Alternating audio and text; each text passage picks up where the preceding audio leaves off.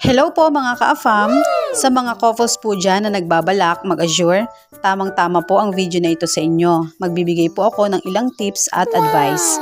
So bago ko po simulan ay shoutout po muna kay Miss Carmina Ramos 3475. Nalalapit na nga po ang pagbabalik ng aking AFAM sa Australia and idea ko po talaga na sa Azure Parañaque kami magstay. Kasi 20 minutes lang po ang layo nito sa airport. Nagagandahan din ako sa man-made white sand beach nila and si AFAM gusto talaga niya na may pool sa bawat lugar na pupuntahan namin. So, October 29 pa lang last year ay naghanap na ako ng legit na vacation home rental o yung tinatawag nilang staycation. Sa paghahanap naman po ng legit, make sure na marami silang followers, updated yung post nila sa kanilang FB page at maraming good reviews from their clients. Nung makahanap na nga ako ay nag-message ako agad at tinanong ko kung available ba yung November 6 to 10. So tamang-tama available daw.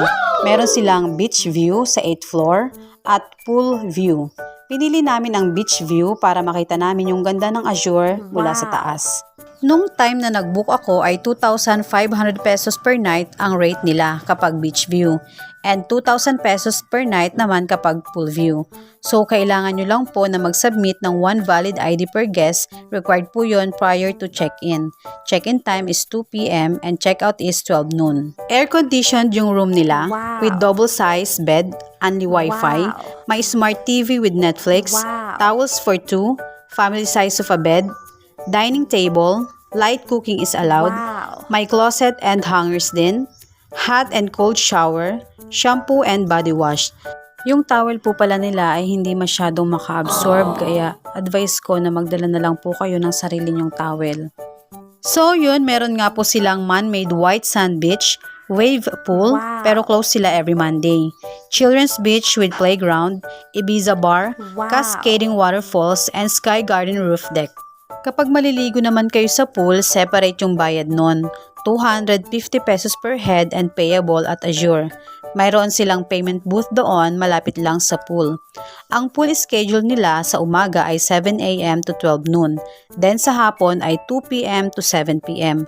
Bawal po ang magkalat doon to avoid penalties. Kapag gusto nyo naman pong mag-relax at mag-chill, may Ibiza bar sila pero close yun every Monday. Wala pala sa inclusions nila yung coffee pero nung nag-request ako ng free coffee, nag-grant naman. So, here's how to reserve a date. A reservation fee of 1,000 pesos per night is needed to reserve a date. So, since from November 6 to 10 kami, total of 4 nights, kailangan kong magbayad ng 4,000 pesos para mapareserve namin yung date na yon. Then, the remaining balance will be collected upon check-in.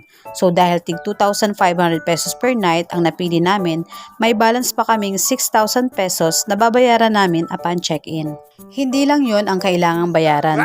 May security deposit of 1,000 pesos will be collected upon check-in. Ito naman po ay refundable upon check-out if there are no damages or missing items during your stay. Unregistered guest is not allowed. So halimbawa po, approve na yung guest form nyo. Then later on, may gusto kayong i-add na makakasama o kaya naman gusto nyong palitan yung makakasama nyo. There will be a 500 peso convenience fee for revision.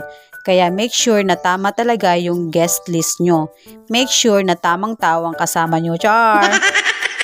And late check-in or early check-out needs to be informed ahead of time to avoid fees.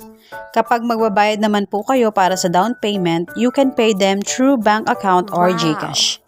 So once nakapagbayad na, down payment or reservation fee is non-refundable.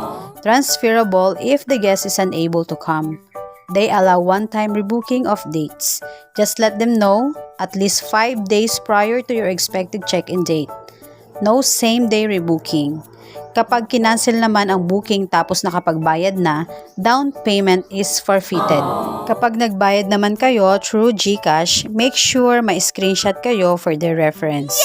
So once booking is confirmed, magsisend sila ng guest advice form. Makikita doon yung guest details and tower unit number. Itong guest advice form ang ipapakita nyo sa guard once na andun na kayo sa Azure. Yan kasi yung pinaka-gate pass nyo. Anyway, malapit lang po pala dyan yung SM Bikutan, walking distance lang. Wow. Pero mas maganda po na pagkarating nyo sa Azure at kung mahaba pa naman yung time nyo ay mag-explore muna kayo sa area. Marami din po doon na makakainan at may mga convenience store din. Kung medyo matagal naman po yung pag-stay nyo, bumili na po kayo ng maraming tubig na inumin. Ako kasi malakas uminom ng tubig kaya ang binibili ko ay yung isang drum na talaga. Yung tig 4 liters lang naman. May ref din po sila doon para sa inyong drinks and everything. 7 PM nga po nung November 9 ay nagpunta na kami sa airport. Hindi na nga po ako nakapag-video kasi nalulungkot ako that time. Syempre, mamimiss ko siya. Pero sabi niya babalik naman daw siya by January. So kinabukasan nga po ay nag-early check-out na ako kasi pupunta pa ako sa Alabang doon sa brother ko. Kukunin ko lang yung mga gamit na ipapadala niya sa akin, then diretso na ako sa Mindoro. And that's all mga ka-AFAM at sana'y nakatulong ang video na ito sa inyo. Enjoy your staycation soon. See ya!